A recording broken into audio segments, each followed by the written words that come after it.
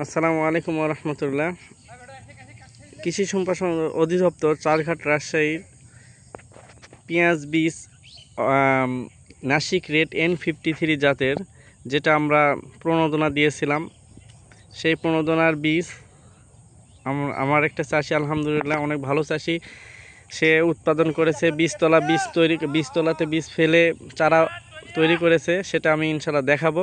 তার আগে আমরা আগামীকালকে যে রোপণ হবে আর এই পেঁয়াজের সম্পর্কে আমার চাষি ইনশাল্লাহ বলবে, এবং এই মালচিং সম্পর্কেও কিছু কথা বলবে, আমরা কেন মালচিংয়ে করতেছি আর এই নাসিক রেড N53 জাত কেন আমরা করতেছি এই অফ সিজন অর্থাৎ গ্রীষ্মকালীন সময়ে বাংলাদেশের জন্য এটা আমাদের কেমন উপকারে আসতে পারে। বিসমিল্লাহির রহমানুর রহিম। আল্লাহ ভরসা।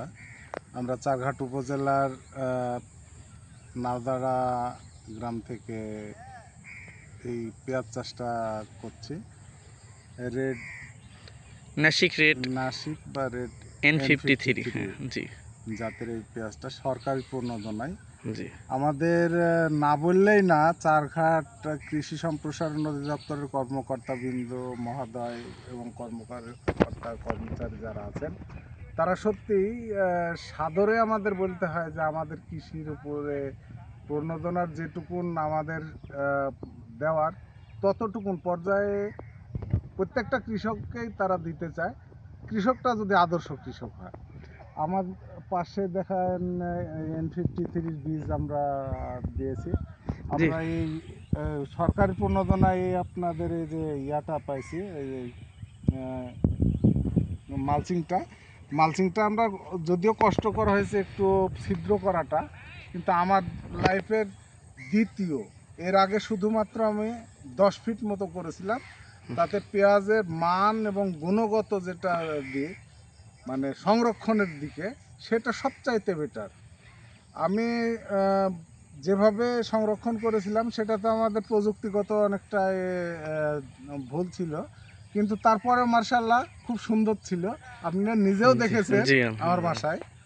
তো আমি আশা করি যে আল্লাহ যদি রহম করে তাহলে সুস্থ সুন্দর হয়ে যদি ফসলটা ফলানো যায়, স্বাভাবিকভাবে একজন কৃষক স্বাবলম্বী হবে, এই আশায় ব্যক্ত করছি। আসসালামু আলাইকুম। ওয়ালাইকুম আসসালাম, ধন্যবাদ। আমরা এখন একটু চারাটা দেখাবো, দেখানোর পরে ইনশাল্লাহ আচ্ছা চলেন চারা দেখি ইনশাল্লাহ।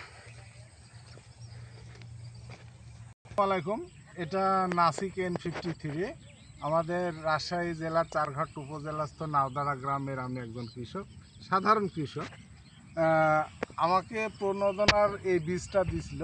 বীজের সঙ্গে আমাদের কৃষি কর্মকর্তারা যারা আছেন, বিশেষ করে চারঘাটে, তারা সত্যি বলা বাহুল্য যে এরা আসলে প্রাণবন্ত একজন কৃষককেই খুঁজে। তারা প্রকৃত কৃষককে কোনো কিছু দিব এরকম তাদের মানসিকতা আছে। আপনারা যারা কৃষক আছেন তারা অবশ্যই তাদের সঙ্গে ভালো আচরণ, ভালো ব্যবহার করবেন, দেখবেন যে আপনার কৃষির সাথে তারা অঙ্গাঙ্গিভাবে জড়িত হবে এবং তারা যতটুকুন সম্ভব তারা সব দিকে আপনাকে হেল্প করবে। তো করছি।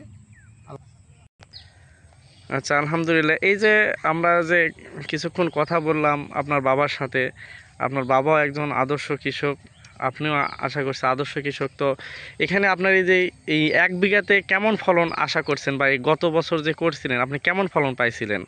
বিঘাতে 180 মণ থেকে 200 মণ, কিন্তু মালচিংয়ে করলে হয়তো বা 200 মণ প্লাস হবে, কারণ মালচিংয়ের পেঁয়াজ তো অনেক বড় হয়। আচ্ছা আচ্ছা, এই জন্য আপনারা এই প্রযুক্তিটা, এই জন্য আমরা এবার মালচিং। এছাড়া আর কি আনো আপনি মালচিং ব্যবহার করছেন? হ্যাঁ বুঝলাম যে আপনার উৎপাদন আরও বেশি হওয়ার জন্য মালচিং করছেন, এছাড়া মালচিংয়ের আর আপনারা? মালচিং ব্যবহারের ফলে প্রথমত আগাছা হবে না বললেই চলে। যেখানে আমার 10,000 টাকার নিড়ানি প্রয়োজন ছিল জমিতে, সেখানে দেখা যাবে যে 500 টাকাতে হয়ে যাবে। সারের খরচ খুবই কম হবে মালচিং দেওয়ার ফলে। একবারে আমি যে সার দিছি এই সারই খুব দ্রুত কাজ করবে।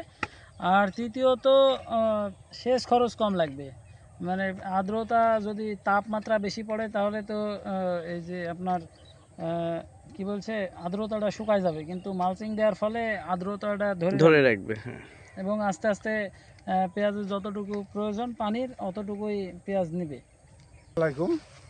আমি শেষবারের মতো আসলাম যে আসলে আমাদের মালচিংটার একটাই কারণ, এবং একটাই বড় গুণ যে মাটির ক্ষয়রোধ হবে না।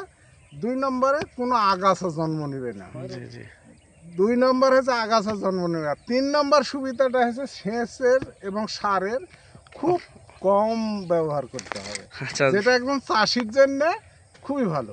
আচ্ছা, ধন্যবাদ আপনাকে। কৃষি সম্প্রসারণ অধিদপ্তর, আসসালামু আলাইকুম। চারঘাট, রাজশাহী।